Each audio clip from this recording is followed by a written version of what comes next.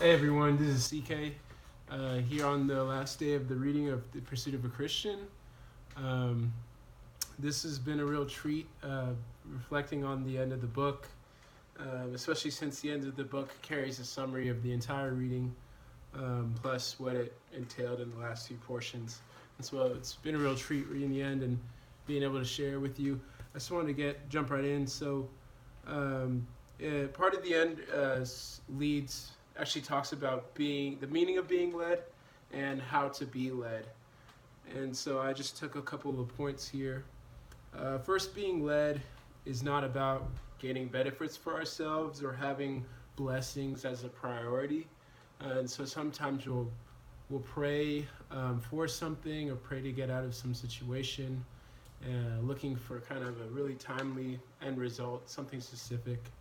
And it's good to be specific in your prayer, but you also have to remember that it's not Christ leading to just give you something, but that the meaning of being led is actually coming to Christ and Him giving us Himself,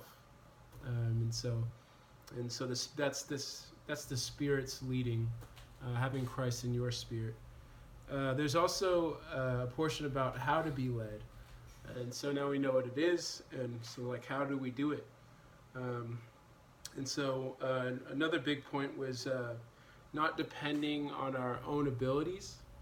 And there's actually a really sweet line in the reading that it says, "Is God not more capable than we are?"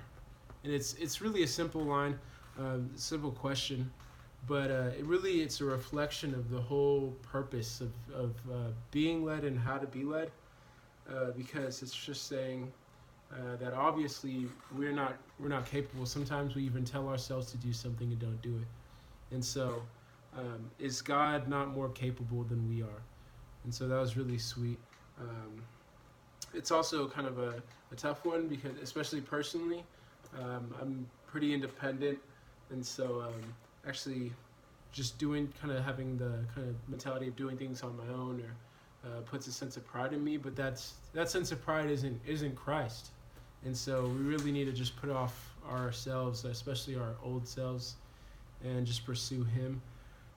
Another big point in this portion of being led was about consecration. And so I really had another big treat of getting to go on the winter break trip with some of the bros to Colorado.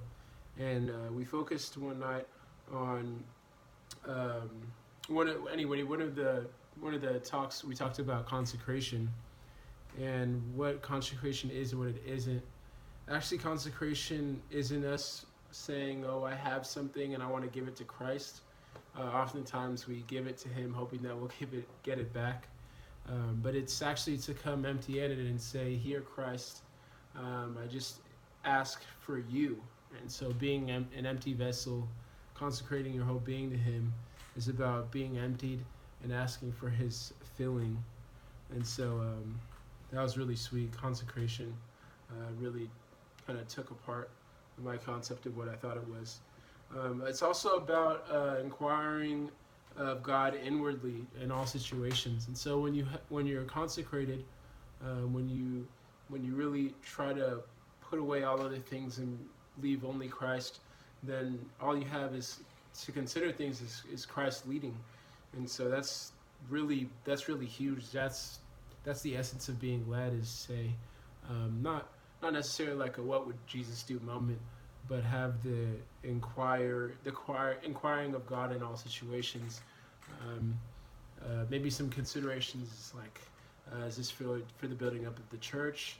Would this stumble somebody else? What can I do, but what can Christ do in this situation? And so that was really big point. Also, at the end of the book, I went through a summary of the whole book, some big points in it, and so it was really great. So it was talking about the four things that a Christian possesses and the four characteristics that a Christian has. And so a Christian possesses Christ, the Bible, the church, and Christian companions. The church being the corporate body, and the Christian companions being those on your right and your left.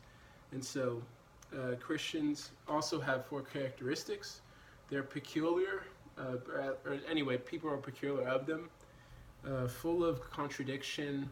We're not washed in the way of the world, um, at least mostly, and that's part of that is being contradictory to the wave of things. They also have their innermost part as the start, as the beginning of them. So the spirit, that's putting Christ first, or just being in your spirit, and then being led. That this whole portion at the end was about being led, just having God's consideration in all things, and having nothing but Him, being consecrated. And so it was really sweet getting to read The Pursuit of the Christian with the brothers and sisters in the club. I hope we really have a vision for not only our for our pursuit and our purpose in this life. And so that was really sweet getting to be in the end there. Thanks for reading with me.